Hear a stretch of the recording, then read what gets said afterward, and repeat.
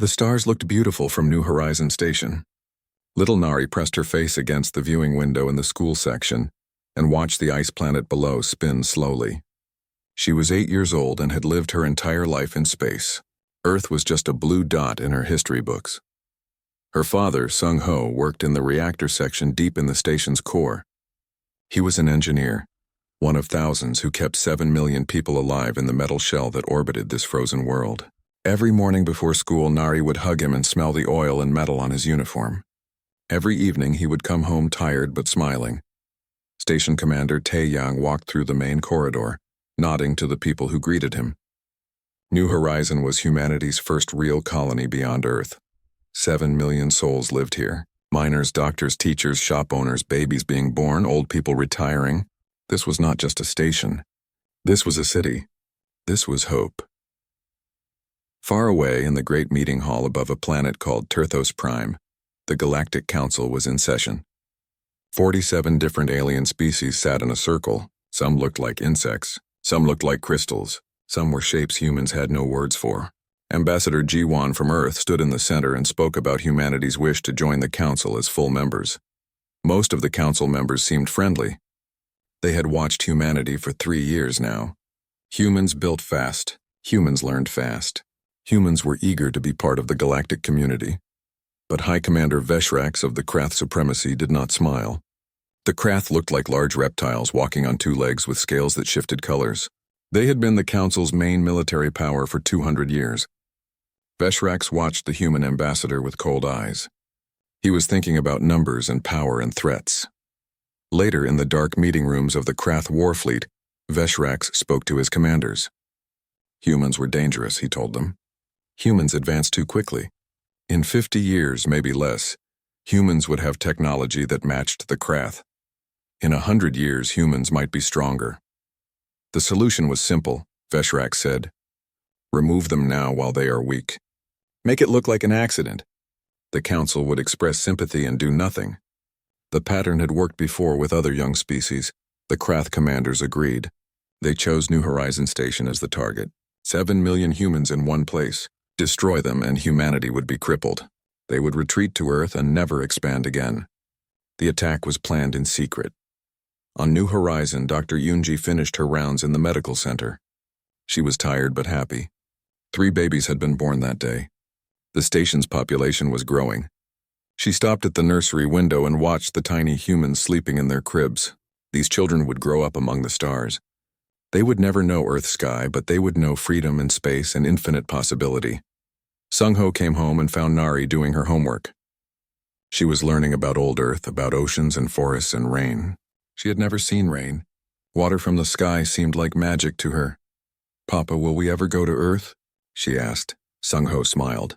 "Maybe someday. But this is our home now. We are building something new here." Nari accepted this. She did not know that in 72 hours she would be dead. The Krath stealth ships moved through space like shadows. They had engines that bent reality, letting them travel without being seen. They had weapons that the Galactic Council had banned 400 years ago. These weapons could make fusion reactors explode from the inside, perfect for destroying a station that ran on fusion power. 6 Krath cruisers positioned themselves around New Horizon Station. They synchronized their attacks to happen in the same moment. No warnings, no survivors. On the station, alarms started screaming. Commander Tae-yang had 17 seconds of warning before the weapons fired. He activated the emergency evacuation protocol, but 17 seconds was not enough. New Horizon had escape pods for maybe 2 million people. 7 million lived here. Dr. Yoonji ran through the hospital corridors trying to move the premature babies in their incubators. She could save maybe 10. There were 43. She chose the 10 who had the best chance and ran toward the escape pod bay. Behind her, the nursery alarm screamed. Sung Ho stayed at his post in the reactor core. If someone did not manually vent the plasma, the whole station would explode in one massive blast. If he vented it slowly, the explosion would be slower. People would have maybe 2 more minutes to reach the pods. He put his hand on the vent control and thought about Nari. Nari and her mother stood in line for the escape pods. The line stretched for miles. Thousands of people pushing forward. Children crying. Adults trying not to panic. Nari held her mother's hand tight. The line was not moving fast enough. The Krath weapons fired. They hit the reactor cores in sequence, timed perfectly. Sung-Ho had his hand on the vent control when the energy beam struck. He died instantly. The reactor began to collapse. The plasma containment fields failed one by one. The explosion started in the core and spread outward like a wave of light and heat. Sections of the station tore apart. Air rushed out into space. People who had been standing in corridors 1 second were gone the next. The escape pod line where Nari stood was in Section 7. The explosion reached Section 7 12 seconds after it started. Nari had time to look at her mother. Her mother had time to pull her close. Then there was light and nothing else. The station died in 3 minutes and 42 seconds. 7 million people became 7 million bodies floating in space. The Krath ships turned and vanished into their quantum tunnels, leaving no evidence except the dying screams still echoing in the wreckage. 57 escape pods survived. They had launched early, or were far enough from the explosions to make it clear. 5,218 people lived. They floated in space, watching their home burn, until merchant ships from other species arrived to rescue them. The survivors told their stories. They had seen ships, sleek vessels with Krath design. They had sensor logs from the escape pods showing Krath weapon signatures. The evidence was clear. Ambassador Ji-Wan brought this evidence to the Galactic Council. She stood in the center of the great chamber where she had stood before, asking to join their civilization. Now she stood asking for justice. She showed them the sensor data. She brought survivors who testified about what they saw. She asked the council to act against the Krath supremacy. High Commander Veshrax expressed his deep condolences. He claimed that if Krath ships were involved, they must have been rogue elements acting without authority. He suggested an investigation that would take years. The council listened. They debated. They formed committees. They discussed the complexity of the situation and the need for careful consideration. They talked about maintaining galactic stability and not rushing to judgment. Then they voted. 34 species voted to take no action. 13 voted to investigate. 0 voted for immediate justice. Ambassador Ji-Wan stood in the center of the chamber and understood. Humanity was too new, too weak, too unimportant. 7 million humans meant nothing to the powers of the galaxy. The message was clear. You do not matter. She returned to Earth and met with Admiral Hyunwoo, the commander of Earth's Defense Force. She gave him her report. She included the vote count. She included the smiles of the council members who expressed sympathy while doing nothing. Admiral Hyunwoo read the report. He had lost his daughter in the attack. She had been a teacher at Nari's school. He looked at Ambassador Ji-Wan and said 3 words that would echo through human history. We are alone. Earth wept. Every city, every town, every village held memorial services. People who had never been to space cried for the 7 million who died there. In Geneva, workers carved a monument from black stone. It took them 6 months to carve all 7 million names. Sung-Ho Nari. Every single one. Defense Minister Bo-Ra called a secret meeting deep underground. The room was small and cold. Around the table sat Earth's military leaders and top scientists. Bo-Ra looked at each face and said what everyone was thinking. This was not an accident. This was murder.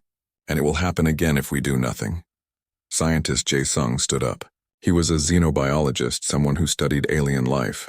He had spent 3 months researching Galactic Council history. What he found made his blood run cold. The Krath have done this before, Jae-Sung said. He put images on the screen. 6 other species. All of them young. All of them advancing quickly. All of them destroyed in accidents. The pattern is clear. When a new species grows too strong too fast, they are eliminated. Humanity is just the latest target. Admiral Hyunwoo sat at the end of the table. His daughter had taught music at Nari's school. She had loved the stars. Now she was dust floating in space. He stood up slowly. The Galactic Council will not help us, he said.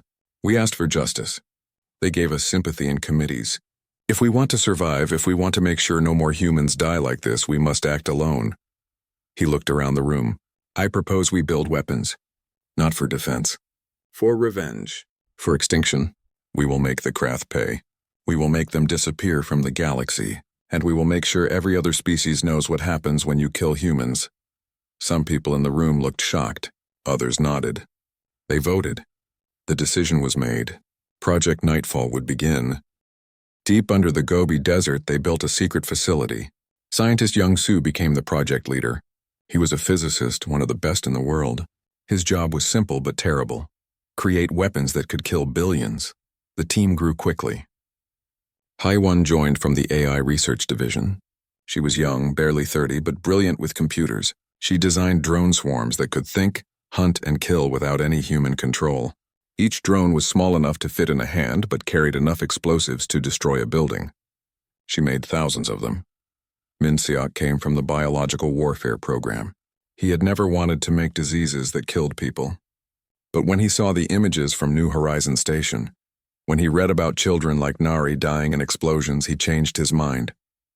He created a virus that would only kill Krath.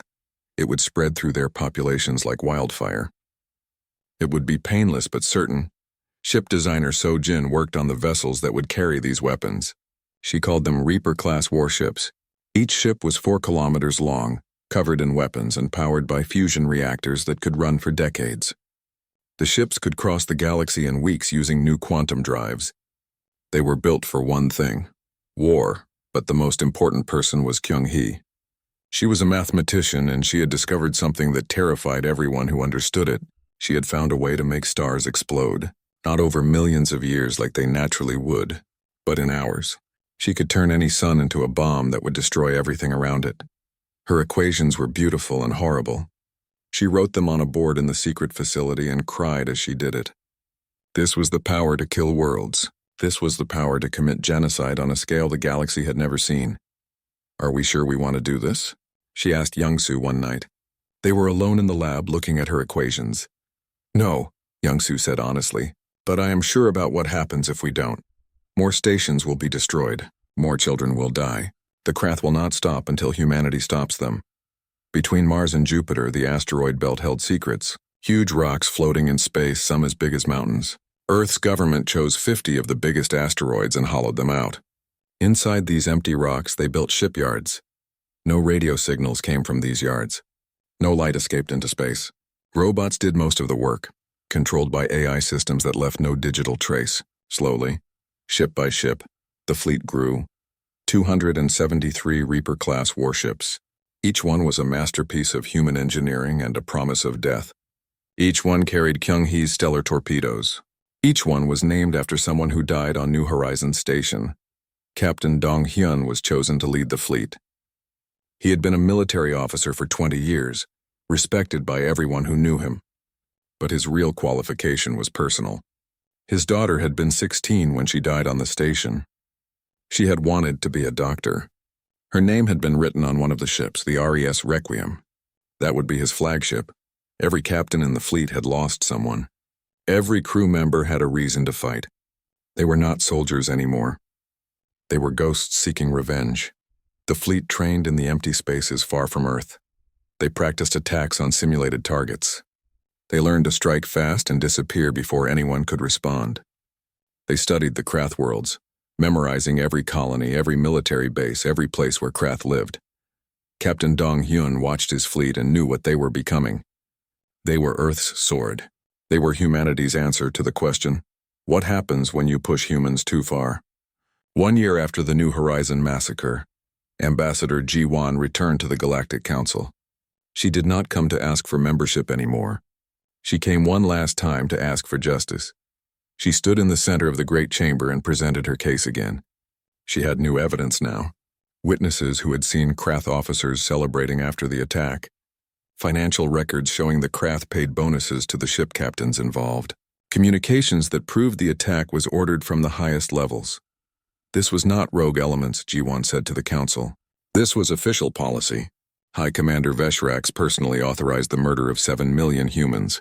I ask you again, will you act? The council debated for 3 days. Some species wanted sanctions against the Krath. Others wanted a formal investigation. Most wanted to do nothing and hope the problem went away. The Vrex matriarch, an insect creature who led one of the oldest species, spoke with what sounded like kindness. Ambassador Ji-won, we understand your pain, but galactic stability requires measured responses. We cannot risk war over this incident. Incident. 7 million dead humans were an incident. High Commander Veshrak sat in his seat and smiled. Not a big smile, just a small curve of his reptilian mouth. A smile that said, "You are powerless and we both know it." That night the council voted again. 34 species voted to do nothing. 13 voted for an investigation that would take years. 0 voted for immediate action against the Krath. Jiwan left the chamber and returned to her ship. She recorded a message and sent it to Admiral Hyunwoo on Earth. The message was short. They refused again. "I resign from the diplomatic service. Make them understand what they have done. Make them all understand." On Earth, the government held a secret vote. Only the highest leaders participated. Security Director Sang-woo argued against the plan. He showed projections of what would happen if Earth attacked the Krath. Other species might join the war. Billions could die. Earth itself might be destroyed. "We could lose everything," Sang-woo said. Admiral Hyunwoo stood up. The room went quiet. Everyone knew he had lost his daughter. Everyone knew his pain. 7 million humans are dead, he said. His voice was quiet but clear. They died because we were weak. They died because we trusted the galaxy to be just. They were wrong. We were wrong. If we do nothing now, more will die. Maybe not today. Maybe not this year, but it will happen again. The Krath will find another excuse. Another young species will be erased. He looked at each person in the room. "We have built a fleet. We have built weapons that can end the Krath supremacy forever. I ask you to vote for Operation Nightfall. Vote to make sure that no human child ever dies like Nari died. Vote for justice." The vote was not close. 47 leaders voted yes. 6 voted no. Operation Nightfall was authorized. The Krath supremacy would end. Every Krath world would burn. Every Krath colony would fall. Humanity would commit genocide and the galaxy would watch. Captain Dong-hyun received the order on his flagship. He read it twice to be sure. Then he called his captains together on a secure channel. "We have authorization," he said. "In 30 days we depart. Our target is the complete extinction of the Krath species. May whatever gods exist forgive us because we will not forgive them." The fleet prepared. Weapons were loaded. Stellar torpedoes were armed. The ship's AI systems ran final diagnostics. Everything was ready. On Earth, Kyung-hee sat in her lab and looked at her equations one last time. Her math would kill billions of Krath. Children, families, people who had nothing to do with New Horizon Station. She thought about stopping it, about destroying her research. But then she thought about Nari, 8 years old, holding her mother's hand as the station exploded. She thought about Sung-ho staying at his post to save others. She thought about 7 million names carved in black stone. She left her equations intact. The galaxy had made its choice. Now humanity would make theirs. The Reaper fleet departed Earth on a night with no moon. Their quantum drives activated in perfect silence. 273 warships vanished from human space, heading toward Krath territory.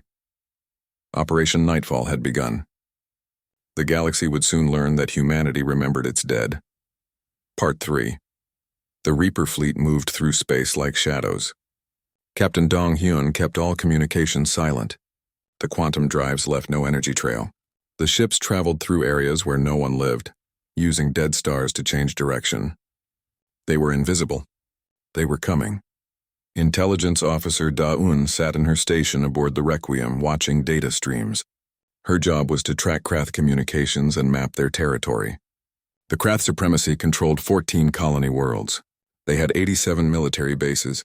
Their homeworld, Krath Prime, held 6 billion of their species. Da-un did the math many times. If humanity followed through with the plan, they would kill approximately 9 billion Krath, most of them civilians. Most of them innocent of any crime except being born Krath. She reported the numbers to Captain Dong-hyun. He looked at her report for a long time. 9 billion, he said quietly. That's more than died in all of Earth's wars combined. Yes, sir, Da-un said. Are we really going to do this? Dong-hyun thought about his daughter. 16 years old, her whole life ahead of her. Dead because some Krath commander decided humans were a threat. He looked at Da-un. Yes, he said. We are. The fleet's chaplain, Woo Jin, held services in the ship's common area. Not many crew members attended. What god would bless what they were about to do?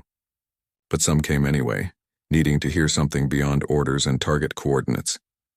We are about to commit a terrible act, Woo Jin said to the small gathering. We will kill billions. Some of you will not be able to live with what we do. I understand. But remember why we do this. Remember New Horizon? Remember that the galaxy watched and did nothing. A young ensign raised her hand. Chaplain, will God forgive us? Wu Jin was quiet for a long time. I don't know, he said honestly. But I know 7 million humans cried out for justice and heaven was silent. Perhaps we are heaven's answer. Or perhaps we are just humans doing what humans do when pushed to the edge.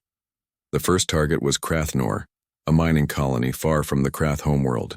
400,000 Krath lived there, digging rare metals from asteroids. The colony had some defense platforms, but nothing that could stop the Reaper fleet. Commander Il Sung led the assault wing. 20 ships dropped out of quantum space near the colony. The attack was planned down to the second. Defense platforms detected the human ships and began to power up weapons. Before they could fire, Il Sung's ships released Heywan's drone swarms. Thousands of small machines spread out across space, each one guided by AI that could think faster than any living brain. The drones reached the platforms in 90 seconds. They attached to the structures and exploded. The platforms broke apart in silent flashes of light. The colony's shields came online, but they were designed to stop lasers and missiles. The Reaper ships fired kinetic rounds, simple metal slugs moving at incredible speeds. The slugs punched through the shields like paper. They hit the colony's power generators. The lights went out across Krathnor. The life support systems failed.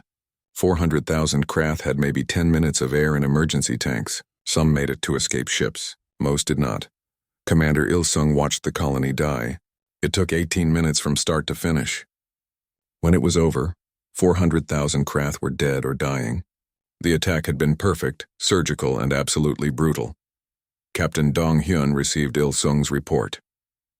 The first strike was complete. Now came the message. Dong Hyun broadcast on all Krath frequencies, making sure every Krath world would hear. This is Captain Dong Hyun of Earth. For New Horizon Station. For 7 million humans murdered by your government. This is humanity's justice. We are coming for all of you.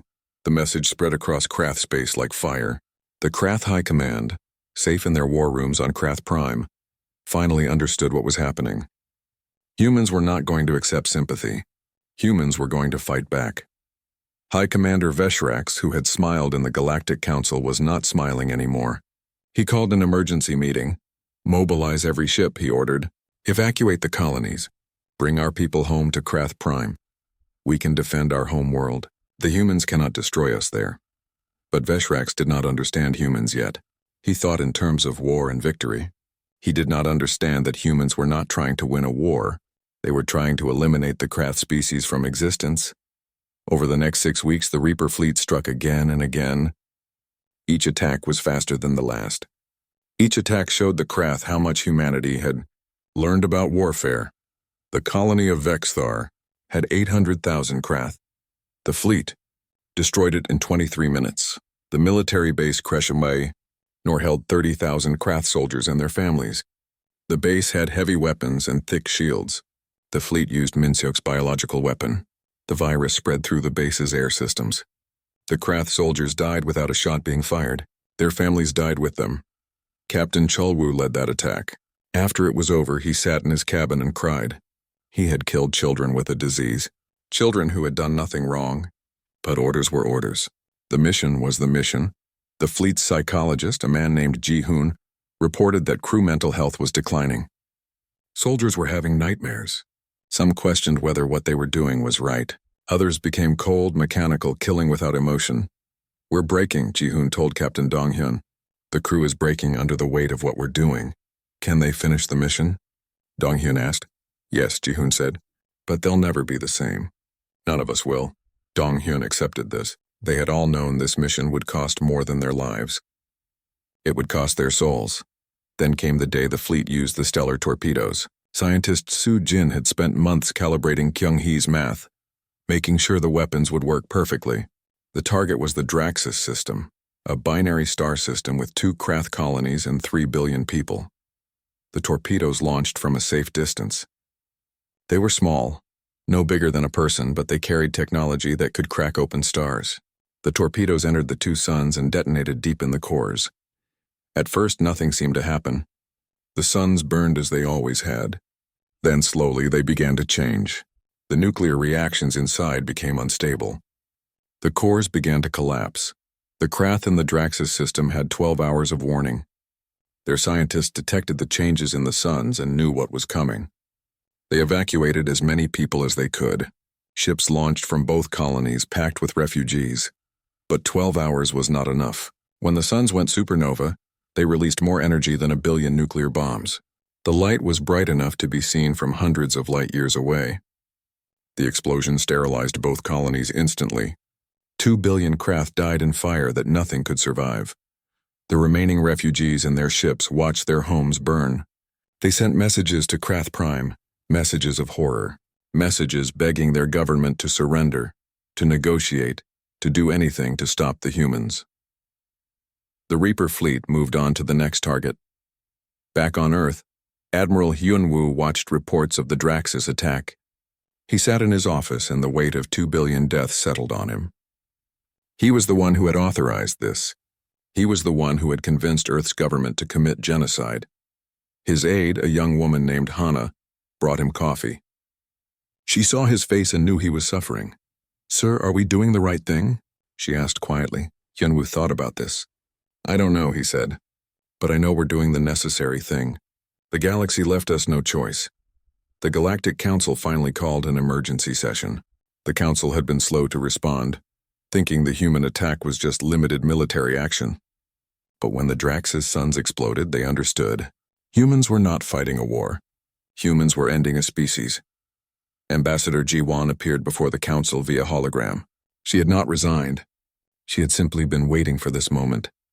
The Vrex matriarch spoke first, her voice full of shock. "Ambassador, your species is committing genocide. This is against every law of civilized space. We demand you stop immediately."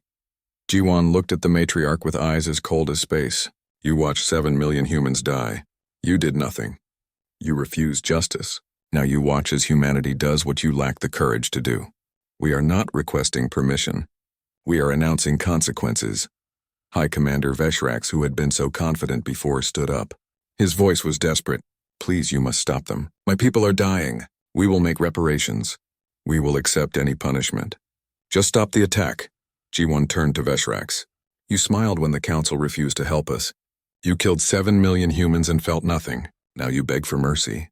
Where was your mercy for Nari? For Sung-ho? For any of the 7 million? The Council erupted in arguments. Some species praised humanity's strength. Finally, a young species was showing teeth. Others were horrified. This was barbarism. This was evil. Ambassador Ji-won let them argue. Then she spoke again, and her words cut through the noise. "Earth withdraws from Galactic Council authority. We do not recognize your laws. We do not recognize your courts. When you are willing to punish genocides instead of ignore them, contact us. Until then, stay out of our way." The hologram ended. The Council sat in stunned silence. Humanity had just declared itself outside galactic law. They were alone now, guided only by their own justice. The Reaper fleet reached the edge of the Krath home system. Krath Prime, the world where 6 billion Krath lived. The planet was beautiful from space with blue oceans and green continents. Cities covered the surface, homes to billions of people who just wanted to live their lives. Captain Dong-hyun looked at the planet on his screen. This was it. The final target. If they destroyed Krath Prime, the Krath species would effectively be extinct. Small populations would survive in other places, but the species would never recover. His finger was over the launch button for Kyung-hee's torpedoes. One push and the planet's sun would die. Everyone on Krath Prime would die with it. But then Communications Officer Hae-jin spoke up. "Captain, I'm receiving millions of transmissions from the surface. Civilians are broadcasting. They're begging us not to fire." Dong-hyun hesitated. "Show me one." On the screen appeared a Krath teacher. She was in an evacuation center surrounded by young Krath children. Her scales showed the color of fear. "Please, humans," she said through the translation software. "My students are children. They have done nothing. High Commander Veshrax is a criminal. He does not represent all Krath. If you must kill him. Kill the guilty. But please, not the children, not the innocents." Captain Dong-hyun looked at the scared children in the background. They looked nothing like human children, but they were still children. He thought about Nari. He thought about what she would say if she could see what he was about to do. His finger was still over the launch button. The torpedoes were ready. One push and this would all be over. But he did not push it. Not yet. Captain Dong-hyun froze the launch sequence. 90 seconds remained before the torpedoes would fire automatically. His hand shook over the controls. 6 billion Krath lives depended on what he did next. The fleet's command channel exploded with voices. Every captain could see that Dong-hyun had stopped the countdown. Some were angry. Some were confused. Commander Il-sung's voice cut through first. "Captain, what are you doing?" "We have our orders. Launch the torpedoes." "Wait," Dong-hyun said. His voice was firm. "I need a moment to think." "Think about what?" Il-sung demanded. "They killed 7 million of us. They showed no mercy to Nari, to any of our people. We've destroyed their colonies. We've killed billions. If we stop now, it was all for nothing." Captain Chol-woo spoke next. His voice was quieter but strong. "We've already destroyed their military. We've taken their colonies. If we kill their homeworld, we become exactly what they are. We become genocidal murderers." The argument spread across the entire fleet. Captains shouted at each other through the communication channels. Some said, "Finish it." Others said, "Stop." The crews watched and waited, not knowing what would happen. Admiral Hyun-woo, monitoring from Earth, could have given the order. He could have told Dong-hyun to fire or to stand down. But he stayed silent. He had sent these people to commit genocide. He would not take away their choice now. "This decision belongs to the fleet," Hyun-woo finally said. "You have earned the right to decide." Dr. Kyung-hee, who had designed the stellar torpedoes, did calculations in her lab on Earth. If the Krath were given 72 hours, they could evacuate 4 billion people. 2 billion would be left behind. The old, the sick. Those in remote areas with no way to escape. She sent her calculations to Captain Dong-hyun. The message was simple. You can save some of them if you choose. Communications Officer Hee-jin continued to monitor transmissions from Krath Prime. More and more civilians were broadcasting. A scientist who had refused to work on weapons. A politician who had voted against the attack on New Horizon. Ordinary people who just wanted to live. One transmission came from a hospital. A Krath doctor was treating injured refugees from the destroyed colonies. His scales showed exhaustion and grief. "We are trying to save lives down here," he said. "Just like human doctors would. Please, we are not all monsters." But then another transmission came through. This one from Earth. It was Jin Seok, one of the survivors of New Horizon Station. He had been pulled from an escape pod, badly burned. His wife and son had died in Section 7. "I'm watching this fleet from Earth," Jin Seok said. His voice was broken. "My wife burned alive. My son suffocated waiting for an escape pod that never came. I see Krath on your screens crying now, begging for mercy. Where was their mercy then? They felt nothing when humans died. Nothing. The fleet remained divided. Half wanted to finish the mission. Half wanted to stop." Captain Dong-hyun realized he could not make this decision alone. It was too big. The weight of billions of lives was too much for one person. "I'm calling for a trial," Dong-hyun announced. "Bring High Commander Veshrax to the Requiem. We will hold a military tribunal. The galaxy will watch. Then we will decide what to do with Krath Prime." The Krath High Command, desperate to save their world, agreed immediately. Veshrax and 17 of his senior officers were placed in custody. They were brought aboard the Requiem in chains. The trial began 3 days later. It was broadcast across the entire galaxy. Every species could watch. Judge Advocate Junho, a human military lawyer, presided over the proceedings. The evidence against Veshrax was overwhelming. Communications showing he ordered the attack. Financial records showing bonuses paid to the ship captains. Video of him smiling in the Galactic Council when justice was denied. Veshrax sat in the defendant's chair, his scales a dull gray color. He said nothing at first. His defense attorney was a human woman named Sun-hee. She had volunteered for this impossible job because she believed even monsters deserved a defense. High Commander Veshrax did authorize the attack on New Horizon Station. Sun-hee said to the tribunal, "This is not in dispute, but the question before you is not just about his guilt. It is about what justice means. If you execute an entire species for the crimes of their leaders, you violate every principle humanity claims to uphold." Judge Junho asked Veshrax directly, "Do you have anything to say in your defense?" Veshrax finally spoke. His voice was quiet. I thought humans were a threat. I thought I was protecting my people by striking first. I was wrong. I have watched humans destroy my civilization. I have seen my people die in numbers I cannot comprehend.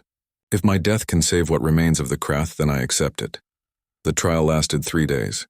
Witnesses testified. Evidence was presented. The galaxy watched as humans wrestled with what justice should look like. Commander Il-sung testified about the attacks he had led. He described the colonies burning. He talked about 400,000 Krath dying at Krath Nor. They had to die, he said, so that humans would never be targets again. Captain Cholwu testified next. He talked about using biological weapons at the military base. He described watching children die from the virus. I followed orders, he said, but I will carry those deaths for the rest of my life. At some point, following orders becomes participating in evil. Survivor Jin Seok testified via video from Earth. He showed his burn scars. He talked about his wife and son. The Krath took everything from me, he said. If you let them live, they will do this again to another species. They must be stopped permanently. But then a transmission came from Krath Prime. A young Krath, barely an adult, spoke to the tribunal. My name is Kresh. I'm 18 years old. I study human art and literature at university. When I learned about New Horizon Station, I cried. High Commander Veshrax's crimes are not my crimes. Most Krath opposed the attack. We removed Veshrax from power after the massacre. If you must kill someone, kill him. Kill those responsible. Please do not kill my family for his sins. The tribunal recessed to deliberate. The 3 judges, all human military officers, met in private. They discussed for 12 hours straight. The weight of 6 billion lives rested on their decision. Judge Jun-ho led the discussion. Veshrax is guilty. This is obvious.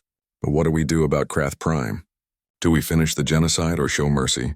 One judge argued for completing the mission. If we stop now, we look weak. Other species will think they can attack humans without consequence. Another judge disagreed. If we kill 6 billion civilians, we become the villains. We prove that humans are exactly what the galaxy feared. Violent, uncontrollable, dangerous. They debated and argued and struggled with the question. Finally, they reached a decision. The tribunal reconvened. The entire galaxy watched. Judge Junho stood to deliver the verdict. High Commander Veshrax, this tribunal finds you guilty of genocide against humanity. The sentence is death by execution to be broadcast across the galaxy as a warning. Veshrax accepted this without emotion. He had known he was dead from the moment humans arrived. However, Judge Junho continued, this tribunal has decided that the Krath species will not be exterminated. Krath Prime will be spared under the following conditions. The judge read the terms. Complete disarmament, all Krath military vessels destroyed, reparations paid to New Horizon survivors, human monitoring stations placed in orbit around every Krath world, any Krath who participated in the attack hunted down and executed. The Krath would become a peaceful species, watched forever by human eyes. The Krath civilian government has 1 hour to accept these terms, Judge Junho said. If they refuse, the torpedoes launch. The Krath government accepted in 10 minutes. They agreed to everything. They had no choice. Their military was destroyed. Their colonies were gone. They would accept any terms to save their homeworld. Captain Donghyun ordered the torpedoes disarmed. The countdown stopped at 15 seconds. Krath Prime would survive. Half the Reaper fleet celebrated. They cheered on their ships. They had achieved justice without becoming monsters. The other half felt betrayed. Commander Il-sung submitted his resignation immediately. He appeared on Captain Donghyun's screen, his face full of anger. We had them, Il-sung said.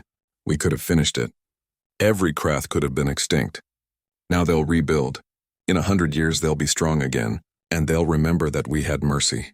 Let them remember, Donghyun said. Let them remember that humans could have destroyed them but chose not to. Let every species in the galaxy remember that we had the power for genocide and turned away from it. Il-sung shook his head. You're wrong. You'll see. Mercy is weakness, maybe, Donghyun said. But if mercy is weakness, I choose to be weak.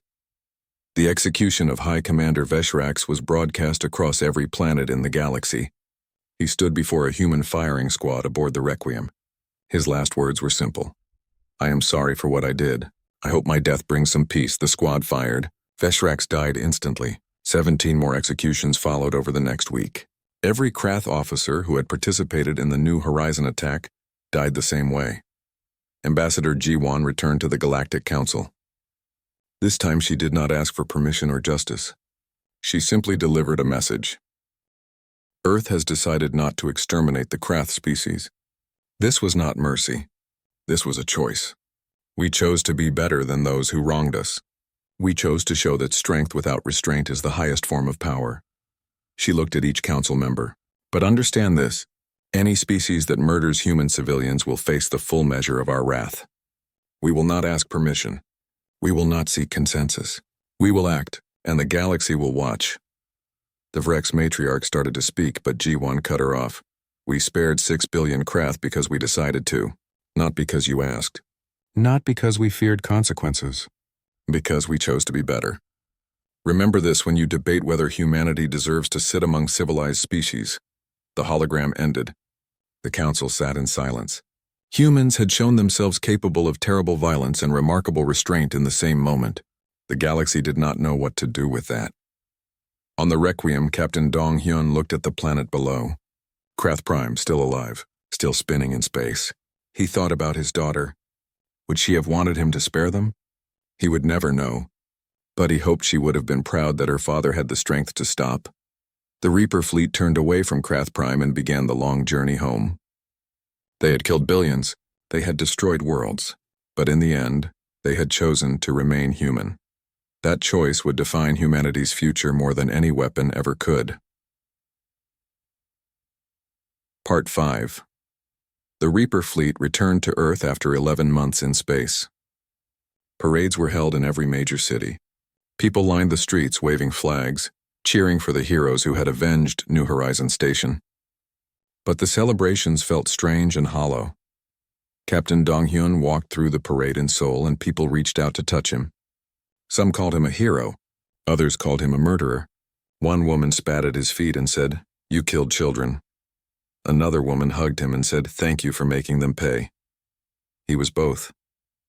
Hero and killer, the man who destroyed billions and the man who chose mercy at the final moment.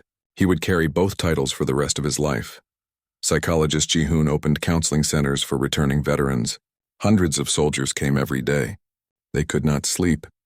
They had nightmares about the faces of Krath civilians dying in the attacks. They struggled to return to normal life after doing such terrible things. Commander Il-sung refused counseling. He resigned from the military and disappeared into the mountains. People said he lived alone in a small house, speaking to no one. He had wanted to finish the genocide. Now he had to live knowing they had stopped. Dr. Kyung-hee, who had created the stellar torpedoes, won the Nobel Prize for her breakthrough in quantum physics.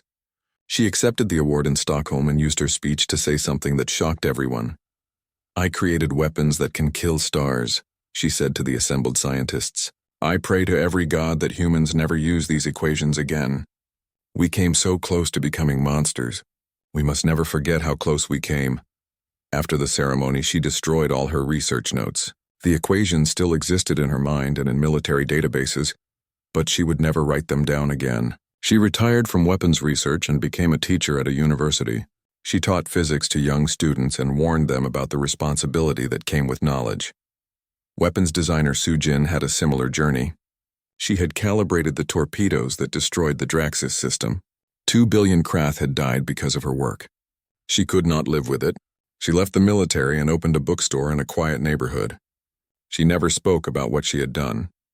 The fleet's chaplain, Woo Jin, wrote a book called The Weight of Stars. It was about the moral cost of violence, even righteous violence. The book became required reading at military academies around the world. Young officers studied it to understand what their choices might cost them. Jin Seok, the survivor who had lost his wife and son, visited the New Horizon Memorial in Geneva. He stood before the black stone wall with 7 million names and ran his fingers over his son's name. He had wanted the Krath exterminated. He had testified at the trial demanding their destruction, but standing there looking at all those names, he felt empty. Revenge had not brought his family back. Killing billions of Krath had not filled the hole in his heart. He sat down and cried for the first time since the attack. Commander Il-sung appeared next to him. The former officer looked older, thinner. He sat down without asking. "They should all be dead," Il-sung said quietly. "Every last Krath." "Maybe," Jin Seok said. "But they're not." And we're still here. Still broken. Still carrying our dead. They sat together in silence, two men destroyed by different choices. Above them, 7 million names were carved in stone. Among them, Sung-ho Nari, Jin Seok's wife and son, Il-sung's sister, Admiral Hyun-woo, now Supreme Commander of Earth Defense Forces, oversaw the fortification of the solar system. Massive defense platforms were built around Earth. Weapon satellites orbited every planet. The solar system became a fortress that no alien fleet could penetrate. The Reaper fleet was not destroyed. The ships were placed in orbital mothballs around Jupiter, maintained and ready. They were a promise to the galaxy. We can do this again if we must. Intelligence Director Da-Yun monitored galactic politics from her office in Geneva. The Krath supremacy had collapsed into civil war. Those who had supported Veshrax fought against those who had opposed him. The species tore itself apart from the inside. Other species took note. 16 different civilizations that had practiced preventive elimination of younger races quietly stopped. They had seen what humans could do. They did not want to be next. Humanity was feared now. The Galactic Council debated for months whether to sanction Earth or invite them to full membership. Ambassador Jiwon refused to participate in their discussions. "We'll return when you prove you've learned," she said. "Until then, Earth stands alone." 5 years after the attack, 5,000 New Horizons survivors petitioned the government to rebuild the colony. They wanted to return to Kepler 442c and establish New Horizons Station 2. The government initially refused. Too dangerous, too traumatic. But a survivor named Mi Young, who had lost 3 children in the attack, argued passionately before the Earth Council. "They took our home from us," she said. "If we don't return, they win. If we hide in fear, 7 million people died for nothing. We must go back. We must show that humans do not run away."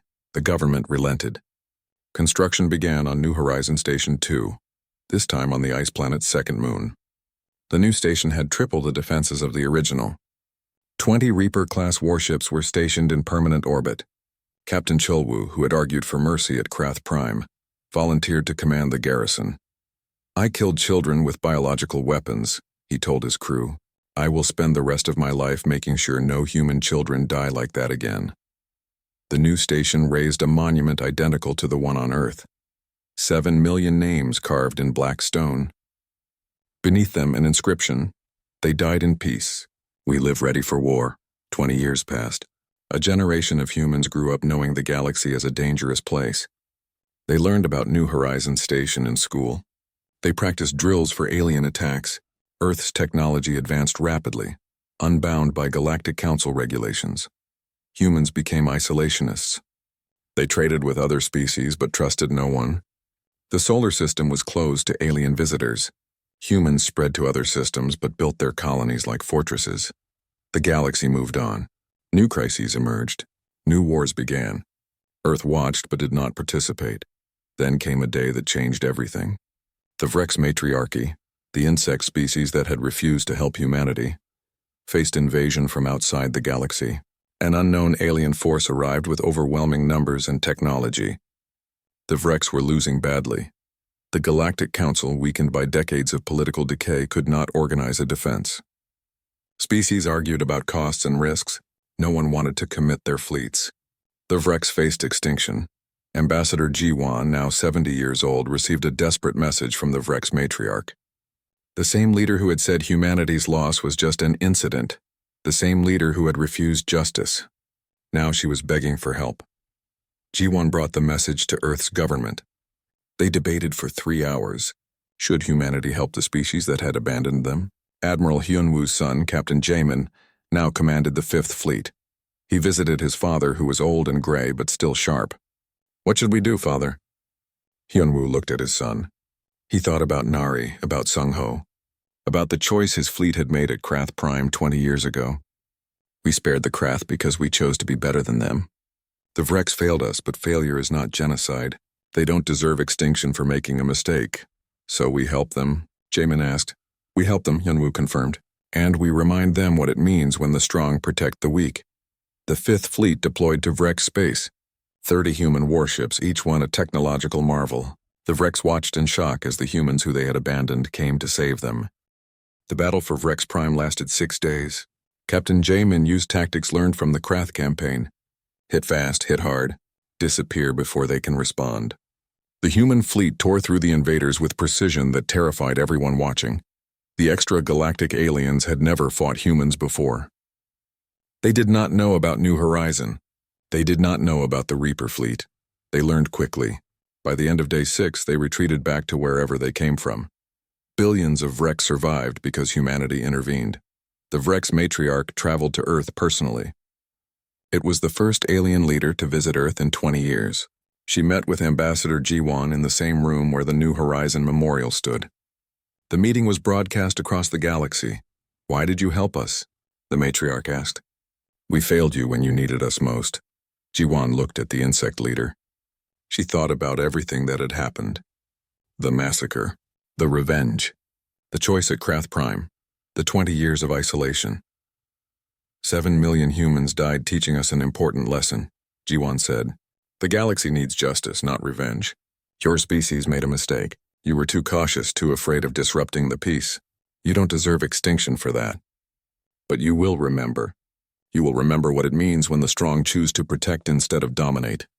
The matriarch bowed her head, a gesture of deep respect in Vrex culture. We will remember. The Vrex will always remember. The Galactic Council formally invited humanity to full membership. The vote was unanimous. Every species voted yes, even the ones who feared humans. Ambassador Jiwan accepted, but with conditions. She presented what she called the New Horizon Accords. The rules were simple and absolute. Any genocide of a species will result in immediate collective action. No debates, no committees. Immediate response. Younger species receive protection, not exploitation. The strong do not prey on the weak.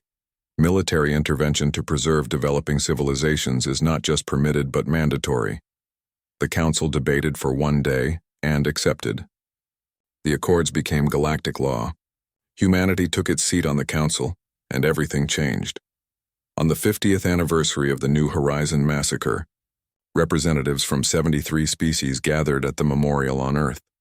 They stood before the black stone wall and looked at 7 million names. The Krath Republic, the government that had replaced the supremacy, sent their president. She was the granddaughter of civilians humanity had spared at Krath Prime. She spent 7 days reading names aloud, 1 name for every hour. 7,000 names read as an apology and a promise to remember. Captain Donghyun, now 80 years old, stood with the few surviving Reaper fleet officers. They had spent 50 years debating whether they made the right choice. Some still thought they should have destroyed Krath Prime. Others were glad they showed mercy. There was no consensus even after all this time. Admiral Hyunwoo, ancient and frail, gave a speech that would be remembered forever. His voice was weak but clear. We were weak and they killed us. We became strong and we could have killed them all. We chose a harder path, justice with mercy, strength with restraint. 7 million humans died to teach us what we could become. Let us honor them by being worthy of their sacrifice. The crowd stood silent. Krath and Vrex, humans and dozens of other species, all of them understanding the weight of what had happened here. A human child, 8 years old, the same age Nari had been, placed a flower before the monument. She was the daughter of New Horizon Station 2 colonists born among the stars. She had never lived in a galaxy where humanity was weak. She looked up at all the names and asked her mother a simple question. Why did they die? Her mother knelt down and looked into her daughter's eyes. They died so we would know how precious peace is, and how important it is to fight when peace is broken. Did we do the right thing? The child asked. When we fought back? Her mother thought about this. It was the question everyone had been asking for 50 years. We did what we had to do. We showed the galaxy that humans will defend themselves. But we also showed that we won't become monsters to do it. We stopped when we could have destroyed. That's what makes us human. The galaxy watched the memorial service. They watched humans remember their dead. They watched the Krath president read names for 7 days straight. They watched Admiral Hyunwoo, who had authorized genocide but chose mercy at the end. Humanity had proven something important. They were dangerous, yes, capable of terrible violence, absolutely, but also capable of restraint. Capable of choosing the harder path, capable of being strong without losing their humanity. Other species sent quiet messages to Earth, trade agreements, defense pacts, requests to learn from human military academies. Humanity was no longer isolated. They were respected. Feared, but respected. In the asteroid belt where the Reaper fleet had been built, the mothballed ships floated in silence. They would probably never fly again. But they remained as a promise. A reminder. We can do this if we must, but we choose not to. Ambassador Jiwon retired after the anniversary. She was 90 years old and had spent her entire adult life in service of humanity. Her last act was to establish a foundation for young diplomats. She called it the Nari Foundation, named after the 8-year-old girl who had died pressing her face against a window watching the stars. "We must never forget why we fight," she said in her retirement speech, "but we must also never forget why we stopped fighting. Nari didn't die so we could become killers. She died so we would know the cost of peace." Captain Dong-hyun spent his final years in a small house near the ocean.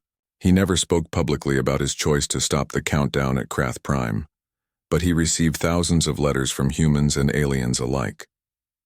Some thanked him. Some cursed him. He read them all and answered none. On his deathbed, his grandson asked him, "Grandfather, do you regret stopping? Do you wish you had destroyed them all?" Dong-hyun looked at his grandson. He thought about all the years, all the death, all the choices. "Every day I regret it," he said, "and every day I'm glad I stopped. Both things are true. That's what makes it the right choice." He died peacefully that night. His ashes were scattered in space near New Horizons Station 2, where 7 million humans had died, and where humanity had learned what it meant to be truly strong. The galaxy changed because of what happened. Species thought twice before attacking others. Young civilizations were protected. The Galactic Council actually enforced its laws instead of just debating them, and humanity stood at the center of it all. Not as conquerors, not as victims, but as the species that had looked into the abyss of genocide and chosen to step back. 7 million names on a black stone wall, a reminder of what was lost, a promise of what was saved, a warning to anyone who might forget. The galaxy watched, and the galaxy remembered.